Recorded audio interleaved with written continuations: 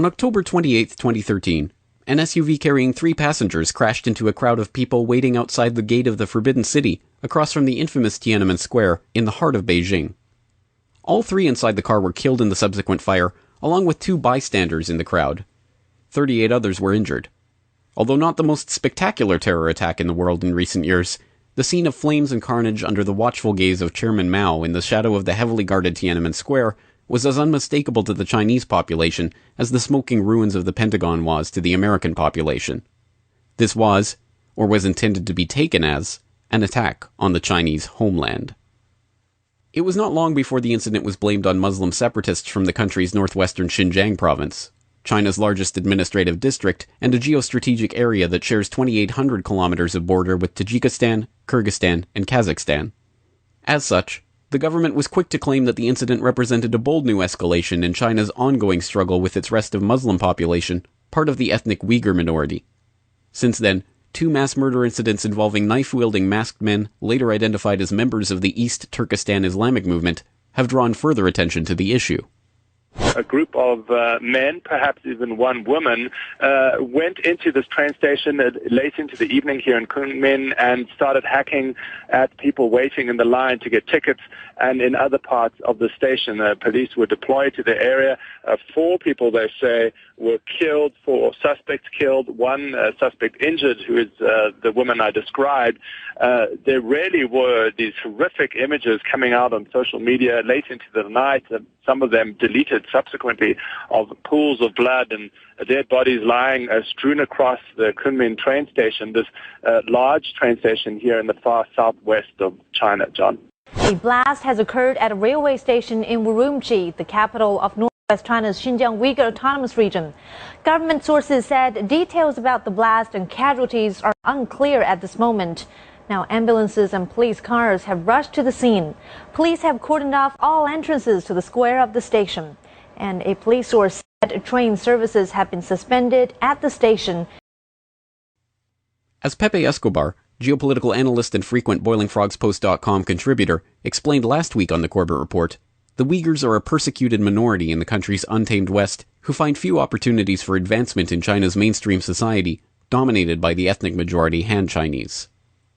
The problem is there's no political process logic behind all this. They feel that they are being, which is I would say 90% true.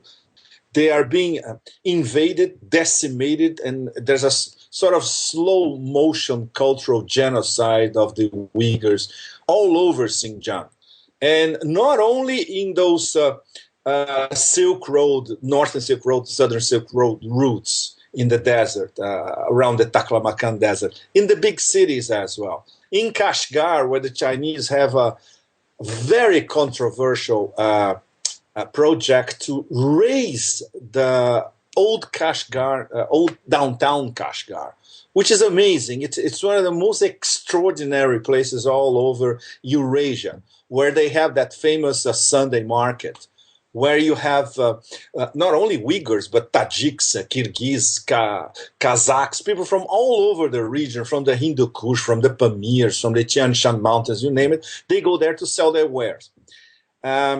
It is Uyghurs, of course, it is a heavily Muslim population, but it's not a Wahhabi-style Islam at all. They are relatively tolerant compared to the Wahhabis, for instance. There is not a heavy infiltration of Wahhabi-style missionaries in that region. It is economic, political, and cultural problem, which the Chinese don't know how to solve. First of all, because they consider the Uyghurs, let's put it bluntly, an inferior race. So they should be ruled by the Han Chinese, and they should be incorporated into this great Western migration and development project in China. Uyghur disenfranchisement is played upon to foment Islamic radicalism and political separatist sentiment.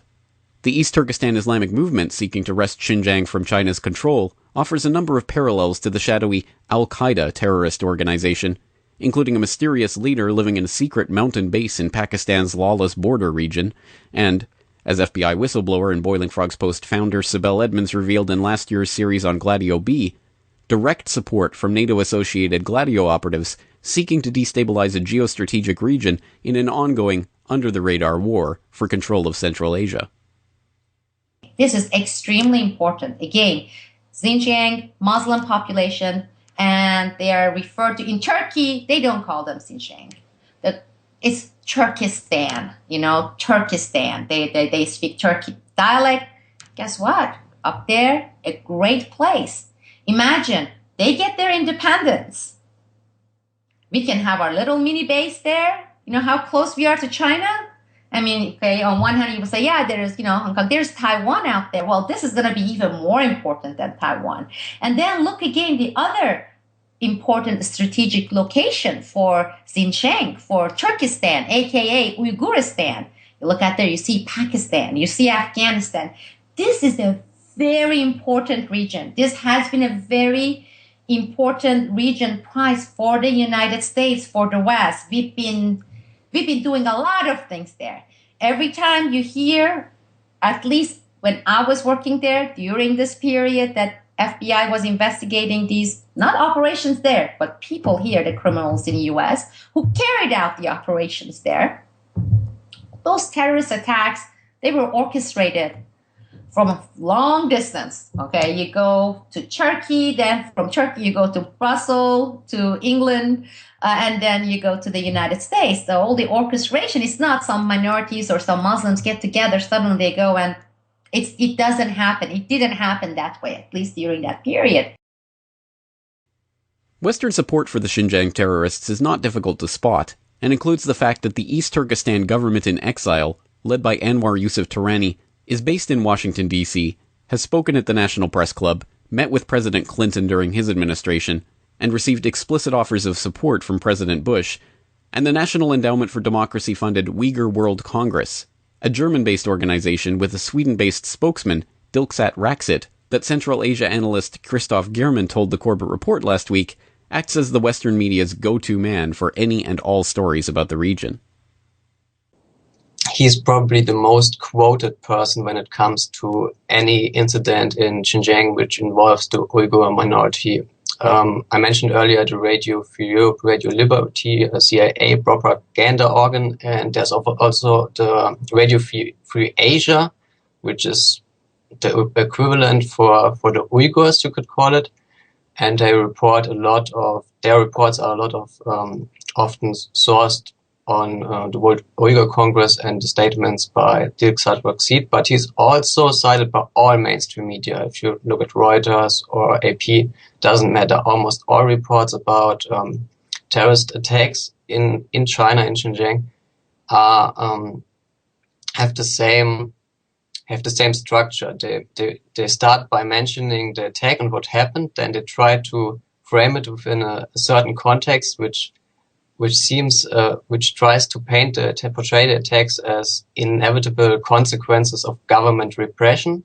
And then they have this guy, Dilksat Raksit, who confirms this by bringing his expertise about the subject, although he's based in Sweden and he usually doesn't even know what happened in Xinjiang earlier today when he's asked. And after the latest terrorist attack in Urumqi, the capital of Xinjiang, he talked to Reuters within hours of the attack before any details had become known out of China. And he told him basically, yes, this was the consequence of government repression and such incidents could happen again at any time. That was his statement, and that was picked up by the Chinese media, and they were very outraged about this statement.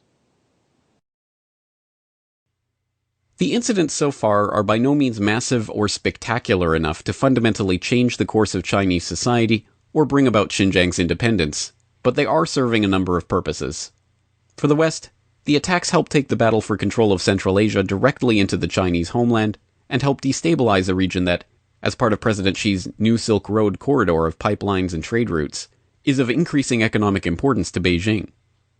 But Beijing, too, gains from the attacks in the same way that authoritarian power structures always benefit from attacks and atrocities, by making the formerly impossible appear probable. as Li Wei, a terrorism expert at the China Institutes of Contemporary International Relations, told the Chinese government mouthpiece Global Times last week. China has long been considering how to introduce a counter-terrorism law.